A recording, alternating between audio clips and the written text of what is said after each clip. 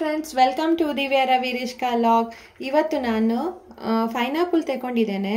ಪೈನಾಪಲ್ನ ಒಂದು ಈ ಕಪ್ಪಲ್ಲಿ ಇಷ್ಟು ತಗೊಂಡಿದ್ದೇನೆ. ಇದನ್ನು ನಾನೀಗ ಮಿಕ್ಸ್ ಜಾರಿಗೆ ಹಾಕಿ ನಾನು ಪೈನಾಪಲ್ ಕೇಸರಿ ಬಾತ್ ಮಾಡಿ ತೋರಿಸ್ತಾ ಇದ್ದೀನಿ ಹೇಗೆ ಅಂತೇಳಿ. ಈಗ ಇದನ್ನು ಮಿಕ್ಸ್ ಜಾರಿಗೆ ಹಾಕಿ ಗ್ರೈಂಡ್ ಮಾಡ್ಕೊಳ್ತೀನಿ. ನೋಡಿ ಫ್ರೆಂಡ್ಸ್, ಇದು ಈಗ ನಾನು ಗ್ರೈಂಡ್ ಮಾಡಿ ಇಟ್ಕೊಂಡಿದ್ದೇನೆ. ಅಂದರೆ ಸ್ವಲ್ಪ ಸ್ವಲ್ಪ ಪೀಸ್ ಥರ ಇದೆ ನೋಡಿ. ಇದು ಈ ಥರ ಮಾಡಿದರೆ ಸಾಕು, ಇಲ್ಲದ್ರೆ ನಾವು ಕೊಚ್ಚಿ ಹೀಗೆ ಹಾಕ್ಬೋದು.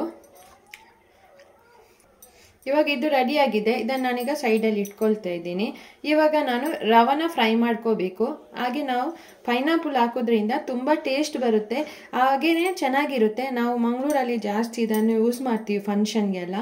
ಹಾಗಾಗಿ ಇದರ ಸ್ಮೆಲ್ ಚೆನ್ನಾಗಿರುತ್ತೆ, ಕೇಸರಿ ಬಾತೂ ಚೆನ್ನಾಗಾಗುತ್ತೆ.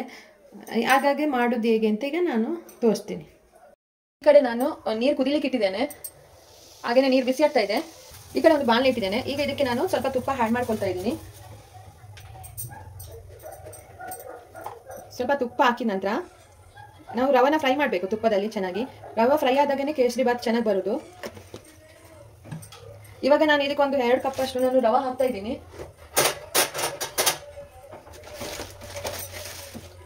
ಒಂದು ಹಾಕಿದ್ದೇನೆ. ಗ್ಯಾಸ್ನ ಲೋ ಫ್ಲೇಮಲ್ಲಿ ಇಡಬೇಕು. 2 ಕಪ್ ಅಷ್ಟು ನಾನು ಯೂಸ್ ಮಾಡಿದ್ದೇನೆ.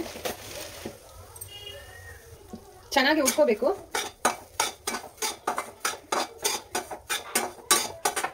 ರವೆ ಒಂಥರ ಗೋಲ್ಡನ್ ಕಲರ್ ಆಗಬೇಕು, ಆ ಥರ ಹಿಡಿಬೇಕು.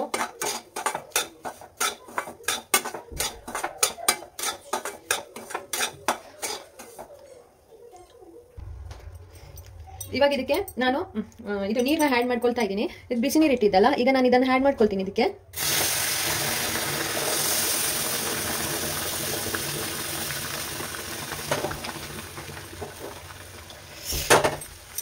ಸ್ವಲ್ಪ ಬಿಸಿ ಇದೆ, ಹೀಗೆಲ್ಲ ಸಿಗ್ತೈತೆ.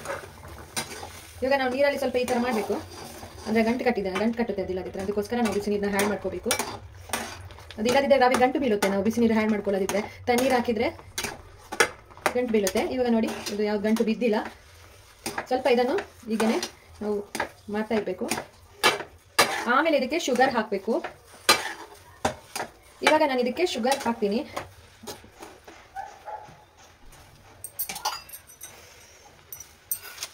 ನಾನು ಇದರಲ್ಲಿ ಒಂದು 2 ಕಪ್ ಅಷ್ಟು ಹಾಕಿದ್ದೇನೆ ಶುಗರ್ನ. ಶುಗರ್ ಹಾಕಿದ್ಮೇಲೆ ಆ ಶುಗರ್ ನೀರು ಹಾಕಬೇಕು ಬಿಸಿಗೆ.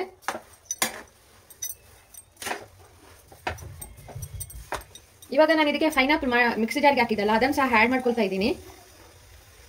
ಹಾಗೆಯೇ ಸ್ವಲ್ಪ ಫುಡ್ ಕಲರ್ ಲೆಮನ್ ಯೆಲ್ಲೋ ಕಲರ್ನ ಆ್ಯಡ್ ಮಾಡ್ಕೊಳ್ತಾ ಇದ್ದೀನಿ. ಇವಾಗ ನಾನು ಇದನ್ನೆಲ್ಲ ಚೆನ್ನಾಗಿ ಮಿಶ್ರ ಮಾಡಬೇಕು. ಸಕ್ಕರೆ ಎಲ್ಲ ನೀರಾಗಬೇಕು.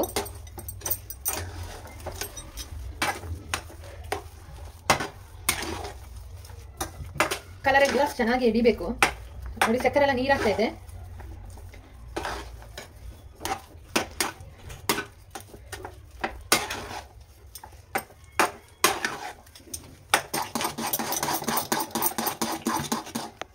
ಎಲ್ಲ ನೀರಾಯ್ತು.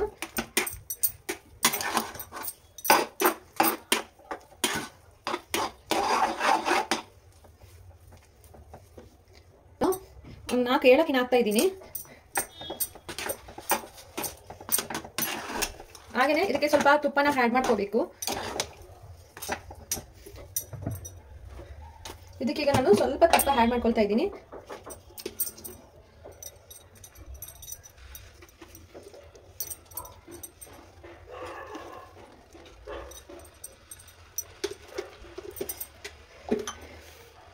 ತುಪ್ಪನ ಆ್ಯಡ್ ಮಾಡಿದ ನಂತರ ಒಂದು ಸ್ವಲ್ಪ ಈ ಥರ ಮಾಡಬೇಕು ಕೈಯಲ್ಲಿ. ಈ ಪೈನಾಪಲ್ ಹಾಕೋದ್ರಿಂದ ಅದು ಸ್ಮೆಲ್ ಚೆನ್ನಾಗಿ ಬರುತ್ತೆ, ಟೇಸ್ಟು ಚೆನ್ನಾಗಿ ಸಿಗುತ್ತೆ, ಒಂಥರ ಹುಳಿ ಇರುತ್ತಲ್ವಾ. ಹಾಗಾಗಿ ಆಗಿದೆ. ಈಗ ನೋಡಿ, ಎಲ್ಲ ಎದ್ದು ಬರ್ತಾ ಇದೆ, ತಲ ಬಿಟ್ಟು ಬರ್ತಾ ಇದೆ ನೋಡಿ.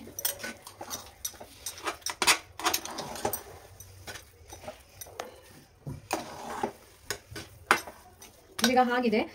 ಇದಕ್ಕೆ ನಾನೀಗ ಕ್ಯಾಶುನಟ್ಟು ಮತ್ತು ಕ್ಯಾಶುನಟ್ ಹಾಕ್ತಾ ಇಲ್ಲ ನಾನು, ಬಾದಾಮ್ ಮತ್ತು ಗ್ರೇಪ್ಸ್ ಹಾಕಬೇಕು. ಬೇಕಿದ್ರೆ ಕ್ಯಾಶುನಟ್ಟು ಹಾಕಿ.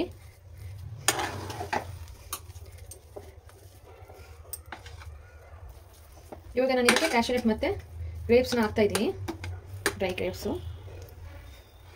ಇವಾಗ ಇದಕ್ಕೆ ನಾನು ಸ್ವಲ್ಪ ತುಪ್ಪ ಆ್ಯಡ್ ಮಾಡ್ಕೊಳ್ತಾ ಇದ್ದೀನಿ.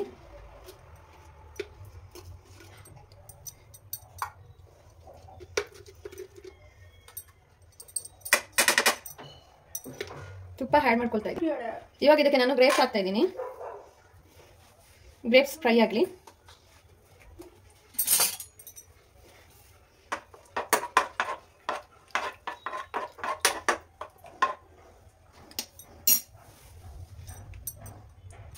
ಇವಾಗ ಇದಕ್ಕೆ ನಾನು ಬಾದಾಮ್ ಸ್ವಲ್ಪ ಪೌಡರ್ ಮಾಡಿ ಹಾಕಿದ್ದೆ ಮಿಕ್ಸಿಯಲ್ಲಿ. ಸ್ವಲ್ಪ ಜಾಸ್ತಿ ಪೌಡರ್ ಆಯಿತು, ಪರವಾಗಿಲ್ಲ, ಕಪ್ಪಾಗದಾಗಿ ನೋಡ್ಕೊಂಡ್ರೆ ಆಯಿತು. ಇವಾಗ ಇದನ್ನು ನಾನು ಅದಕ್ಕೆ ಹಾಕ್ತೀನಿ. ಇದನ್ನು ರಿಮೂವ್ ಮಾಡ್ತಿದ್ದೀನಿ, ತೆಗಿತಿದ್ದೀನಿ. ಇವಾಗ ನಾನು ಈ ಕೇಸರಿ ಬಾತಿಗೆ ಇದನ್ನು ಹಾಕ್ತಾ ಇದ್ದೀನಿ.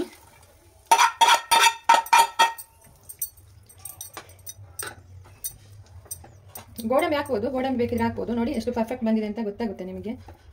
ನೋಡಿ,